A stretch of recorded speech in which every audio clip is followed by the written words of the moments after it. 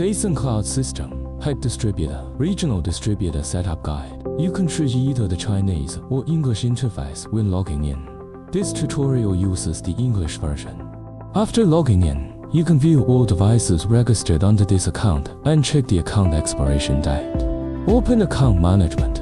You can view all customer accounts. Click Add Customer. There are two account types, Area Agent and Headquarters. After entering the account information and password, click Add.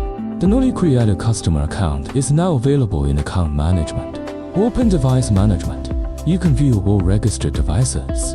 Bind the device to the new customer account. Click Bind.